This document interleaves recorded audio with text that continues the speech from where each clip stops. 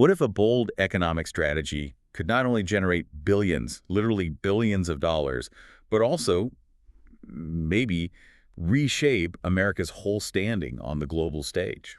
That's a huge question, and it's really at the heart of what we're digging into today, isn't it? Exactly. Especially with some pretty interesting financial news that just came out. So S&P Global Ratings, one of the big credit agencies, they just reaffirmed the U.S. credit rating. Still AA plus, stable outlook. Pretty strong. Right, which is significant in itself. But here's the kicker, the part that really catches your eye.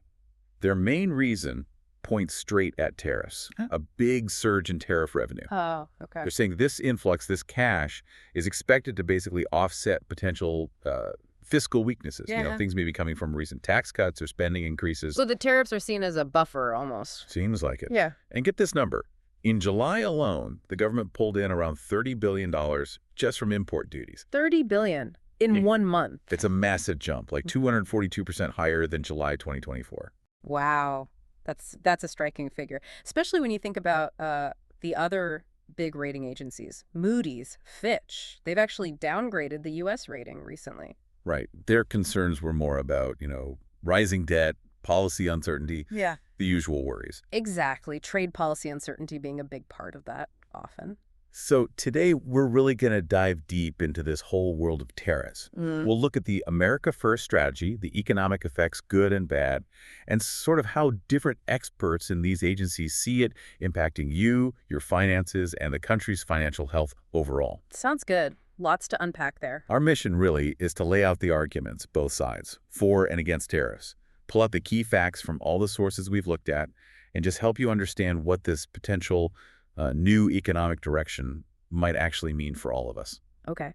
Where should we start with this America First vision? What's the core idea? Well, maybe you can kick us off there. What's the philosophy behind it? Sure. So the America First trade policy, which President Trump really championed, it's a definite shift, a big departure from, let's say, traditional free trade ideas. How so? The core idea is pretty clear. Prioritize American workers, American companies, and American national interests above everything else. Yeah. And it's not just economics, it's very political too. Tariffs, in this framework, they're seen as a tool. Leverage, really. Leverage for what? Well, the idea is to use them to push back against what's described as malicious behavior from other countries. China is often the main example here. Right, you hear about things like IP theft. Exactly. Intellectual property theft, patent issues, but also trade imbalances, like asymmetrical tariffs, where they tax our goods way higher than we tax theirs. Okay. And the view extends even broader sometimes. Concerns about China's role in, say, the fentanyl trade, the origins of COVID, even reports of spying near U.S. military sites. It all gets woven into this bigger picture. So it's using economic pressure for broader geopolitical goals, too, potentially. Is the main domestic goal then about jobs? Bringing industry back? Absolutely. Yeah. That's a huge part of the stated aim, to fight what they see as unfair trade practices and actively, quote, bring industry, jobs, and factories back to U.S. shores. Are there specific examples? Yeah, like President Trump specifically talking about protecting American farmers and ranchers. He cited Canada's tariffs on U.S. dairy as a reason for new duties, for example. And you see support from certain groups. Auto workers, for instance, backing tariffs on imported cars. Steel workers and auto workers were actually invited to that Rose Garden announcement when some policies were rolled out. So key industries feeling the pressure from imports. Right. And even some Republicans, you hear them acknowledge there might be, short-term pain, but they frame it as a necessary remodel for the economy. Like you have to disrupt things a bit to build something stronger and more stable long-term. Okay, that makes sense as an argument. And this idea of bringing jobs back, it links back to where we started, doesn't it? The money side, the revenue. It does, yeah. S&P's positive rating, as we said, relies heavily on expecting meaningful tariff revenue to meaningfully offset other fiscal pressures. And that $30 billion figure for July, it's concrete.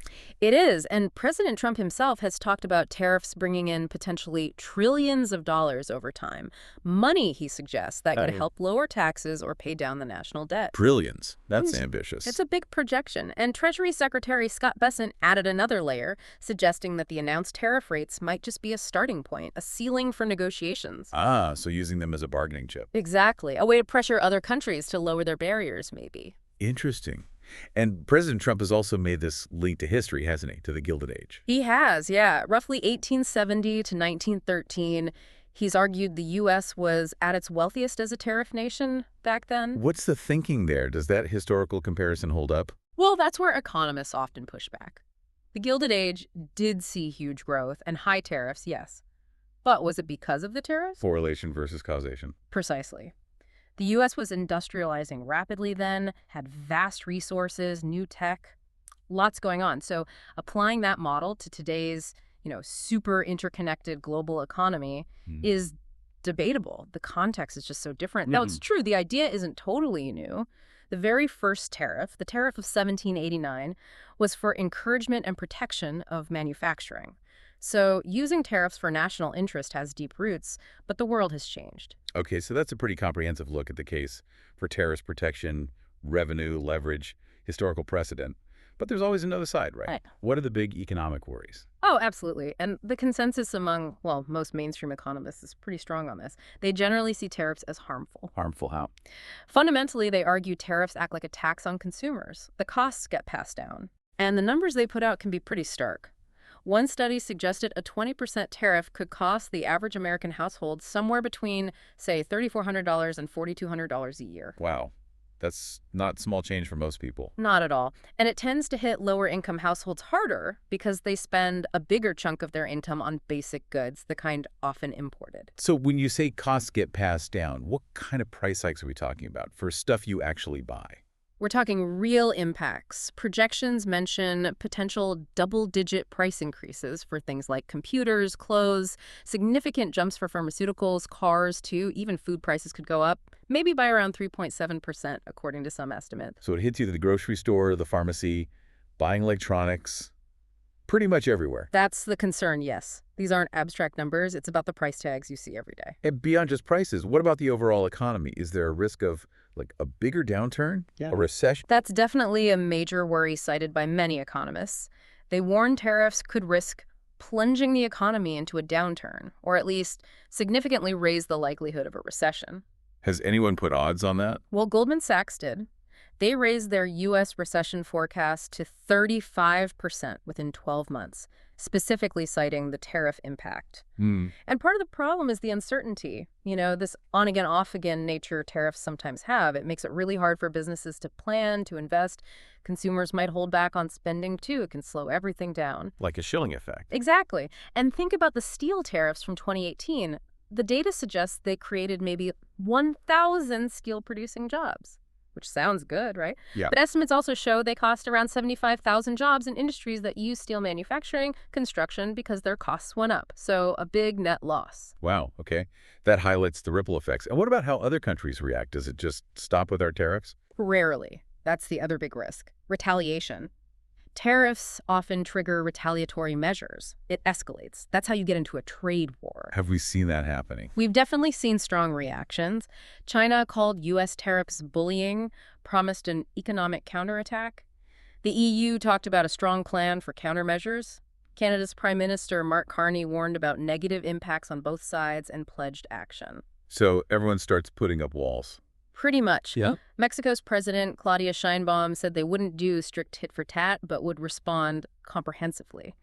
But generally, this tit-for-tat cycle is seen by economists as just leading to mutual misery. Nobody really wins. Sounds like a lose-lose. You mentioned history earlier. Is there a historical warning sign for this kind of thing? There is, and it gets brought up a lot. The Smoot-Hawley Tariff Act of 1930. Right, during the Depression era. Why was it so bad? Well, it was this massive protectionist tariff hike. And many historians and economists argue it made the Great Depression much worse. It triggered huge retaliatory tariffs globally, basically seizing up international trade when the world economy was already fragile. So it deepened the crisis. That's the widely held view. It serves as a stark warning. Economists usually argue against this zero-sum game idea, the notion that one country's gain is another's loss in trade. They say trade is win-win. Generally, yes. based on, voluntary exchange, comparative advantage, the idea that everyone benefits if countries specialize in what they do best and trade freely. It means more choice and lower prices for you, the consumer, in theory. It's interesting how differently people see this, even within the Republican Party, right? Wasn't former VP Mike Pence critical? Very critical. He called the new tariffs the largest peacetime tax hike in U.S. history. His estimate was similar, costing American families over $3,500 a year. It just shows the deep divisions on this, even among conservatives. Okay, so we have these really strong opposing arguments. Hmm. How do the credit rating agencies make sense of all this for the U.S.'s financial standing? We started with S&P being positive. Right, but it's a mixed bag overall. S&P confirmed the AA+ rating, yes. They pointed to the wealthy, diversified, resilient U.S. economy and, crucially, that expected offset from tariff revenue. But Moody's and Fitch. They paint a different picture. Moody's downgraded the U.S. earlier this year. Fitch did it back in 2023. Both cited worries about rising debt and policy uncertainty, with trade being a key part of that uncertainty. So even the experts who rate national debt don't fully agree. Exactly. They all kind of acknowledge the tariff revenue surge is happening, Yeah. you can see it in the numbers, but they weigh the risks differently. They all see the headwinds and uncertainties the tariff regime creates. And this division runs through politics too, obviously. Are we seeing shifts in support, even within the GOP? We are seeing some cracks, yes. Remember that Senate vote to block President Trump's emergency declaration on fentanyl? That declaration was linked to some tariffs on Canada. Well, 51 senators voted to block it, including 4 Republicans: Murkowski, Collins, McConnell, Paul. President Trump wasn't happy. He called them disloyal. So some pushback there. And Democrats. Pretty unified opposition. Senate Minority Leader Chuck Schumer warned tariffs would be like a dagger to the heart of upstate New York economically. He accused the administration of playing Russian roulette with the economy. Strong words, but there's still support too. Oh, definitely. Figures like SBA Administrator Kelly Loeffler praised President Trump for, quote, standing up to our allies. She called the day tariffs were announced Liberation Day, so very strong opposing feelings. It really highlights the divide. So thinking bigger picture, if tariffs are seen by some proponents as like shock treatment, what comes after the shock? That's a really important question, and groups like the Heritage Foundation offer an interesting perspective here. They might see tariffs as that shock treatment, a way to force other countries to negotiate, lower their barriers. But they stress that tariffs alone aren't the cure-all. They argue that deeper domestic issues, things like regulations, tax policies, are the primary carcinogens, especially for industries in areas like the Rust Belt. So tariffs might be a temporary tool, but not the long-term fix. That's their argument. Tariffs might address symptoms, but not the underlying conditions. They'd say you still need things like tax cuts, deregulation to really boost those industries long term. It raises the question, are tariffs a means to an end or becoming the end itself? And that uncertainty must be tough for businesses on the ground. Absolutely. We saw examples like avocado production in Mexico basically halting because they didn't know what tariffs might apply. The EV industry warned tariffs could scare off investment and just raise costs for consumers wanting electric vehicles. Right. And are there even bigger, more fundamental concerns being raised? There are. Some analyses, including from S&P and Scope Ratings, touched on potential threats to the independence of key American institutions. Like the Federal Reserve. Exactly. The worry is that if political pressure starts to undermine the Fed's independence, it could eventually threaten the U.S. dollar status as the world's main reserve currency. Wow. And that status is actually a huge advantage for the U.S., financially speaking. So it connects these trade policies to really fundamental aspects of U.S. economic power and stability. It's all interconnected. It really is. So we've covered a lot of ground. We've seen how these tariffs are definitely reshaping the economic landscape. They're touching everything from your own budget, potentially, to global trade flows, international tensions, even how the world views the U.S.'s financial stability. It's a complex picture, no doubt. And it leaves us with this big question. As America goes down this path, will these tariffs ultimately achieve that goal of making America wealthy again? Will they force a fairer global trade system, as proponents hope? Or will they end up being viewed as that largest peacetime tax hike, leading to unforeseen problems, maybe hurting the economy more than helping? It's the multi-trillion-dollar question, really. And thinking about everything we've discussed, what do you, listening right now, think is the most critical takeaway from this whole deep dive? What stands out most to you?